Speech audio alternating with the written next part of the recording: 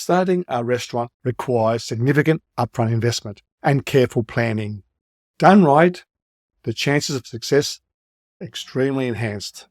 The amount of investment needed depends on several factors, like concept, size, and location. I'm covering these in this video. The first thing you look at is whether you're looking at going to buy a property and build the restaurant up there, as in buy the freehold and build the restaurant, or you lease the restaurant, lease the property and build the restaurant from there. Now, if you decide to go leasing, which is a more popular way of doing because of less upfront costs, there's things like length of lease and whether you're going to buy an existing restaurant, you buy which is already fitted out, and you modify it accordingly, or you decide to buy at least an empty shell, fit it out the way you want it. A lot more expensive to do it that way. So I'll suggest, if you can, buy an existing restaurant which got the approvals in place. It's a matter of modifying the approvals. The services are all installed and modifying to particular cuisine you want. And I'll cover this in more detail as we go in this video. Once you've got your basic idea of how you want to structure it, then you look at financial planning. Creating a realistic budget is critical and should account for all expenses. These expenses will include kitchen equipment, architectural design, interior designers, marketing and PR, and costs. When you're doing this, it's important that you don't overspend, especially on non-essential items. Looking at the shiny object situation, be very careful how you spend your money because that's critical. Consider buying used equipment or shop online for savings. Say, buy from reputable resellers of second-hand equipment, buying from auctions, and usually at a fraction cost of new items. But they've got no guarantees. It's got to fit into the space you've got and the cuisine you're having. So there are positives and negatives, but should be considered. Could be a huge cost saving done right. Build relationships with maybe local farmers or co-ops for prices on food supplies. Have agreements with multiple suppliers to ensure a steady supply chain, mitigate risks. So, for example, for perishables, it may be worthwhile having 2 suppliers for the items, and then ask for prices on a weekly basis. So it's a large establishment, and you can then pick the best one each time buy vegetables. And the same with meat. You can organise contract price for many items as well too. And so the more ways you can control your costs, the better it is. And there's flexibility of buying something cheaper. They may have specials. Look for specials and that sort of. Again, we'll talk about that later in the video. Limit the number of investors to avoid decision-making conflicts. Fewer partners collaborating, less conflict of interest. Again, it depends on your situation, how big the establishment is, how it's going to be run, etc. When buying equipment, look at possibly leasing equipment. So you're not outlaying the large amounts straight away. You're leasing equipment over the period of time, say 2, 3, 4, 5 years, to limit your costs. Maintain flexible budget categories for market fluctuations. Implement robust inventory management systems. The number one thing with restaurants is location, any business for that matter, property for that matter. Location is very important, and concept development. Now, location is very important. Any business, more so the restaurant business. Pick location that enhances your chances of success. Be very careful. Look around. So, got a location, you want to be a specific area, then you need to find out what cuisine is essential for that area, what the demand is for that area, cuisine in that area. Then again, if you've got a certain cuisine, you've got to find the right area to put it in. So, look around. How is that cuisine going in the area? Are you going to the mid-market, the low market, the high market? Are there any gaps in the marketplace? Which areas are doing better than others? Is the demographics there to suit that type of cuisine and level?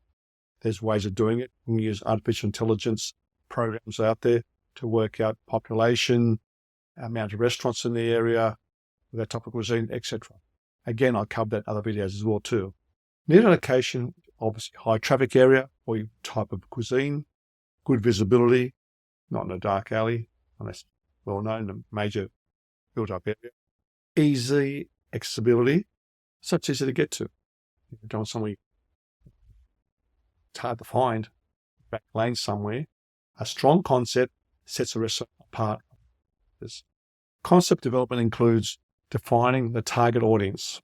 Who is your customer avatar? What are their habits? What do they like? What's their age group?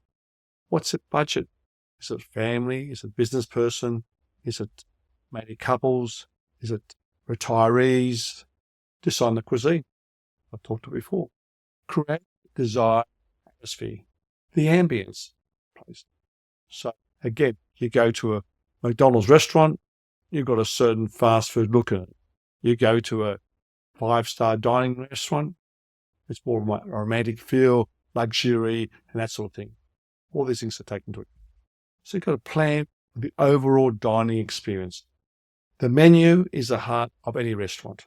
Showcase high-quality ingredients. Designing a menu, use words and adjectives, describe your menu item to entice guests to buy that particular menu item. Again, utilize artificial intelligence, ChatGPT, and all those programs to help you with your wording. Get your own ideas here, put them in, and be surprised what good wording you come up with. So that you create enticing descriptions. Balance creativity with customer preferences. You can be too creative or too outrageous. So keep things into line. Atmosphere and presentation. Every detail contributes to the dining experience, such as the presentation of the food, the ambience of the dining area, the colours, the music, the tablecloths, the napkins, the lighting, the flowers, the uniforms, the staff, the entrance, the customs of the restaurant. All those contribute to the overall experience for your customer. And to run this restaurant, operational excellence, staff management and training. Provide comprehensive training programs. Implement performance incentive systems. Organize team building initiatives. Establish clear career progression paths. And foster cultural alignment strategies. So have for training for your staff. Keep them motivated. Depends how sort of training you undertake, depending on the size of the restaurant. But staff got to know what to do, not wasting time. And know the job, the way they operate is consistent with the quality of your restaurant. Chef and service. Having a good chef is important. It depends on the type of restaurant you have. If you've got a very basic restaurant, obviously lesser trained chef. If you're going for a 5-star restaurant, quality chef who's used to that top cuisine. And it's crucial for delivering consistent quality of food.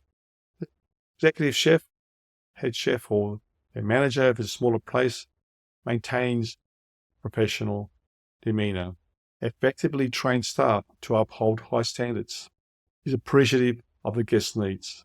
Again, you've got things like standard recipe cards, you've got photos of the presentation of the meal, and they're consistently looking over the meals as they're taken out to the dining room. Management and quality. Strong management is vital to oversee all aspects of the restaurant business. They control the finances, the staffing, customer service. Effective managers delegate tasks, empower employees. Quality, cost control systems, standardized recipe documentation, customer feedback integration, and continuous improvement protocols. Always looking to improve, fine-tune descriptions, fine-tune the service, fine-tune the menus and the systems to ensure you're working optimal levels and enhancing your chances of improving your profits. Customer loyalty is critical for long-term success. Cultivate genuine relationships with customers, treating them like friends and family. Keep a database, keep in regular contact with them. Encourage feedback and reviews, especially after they've just told you they've enjoyed their meal, enjoyed the experience at your restaurant. Ties in with your marketing and advertising. Marketing attracts new customers. and promotes a restaurant. So what type of traditional marketing have you got? Have you got a good website, social media presence? Do you do mail outs to your database?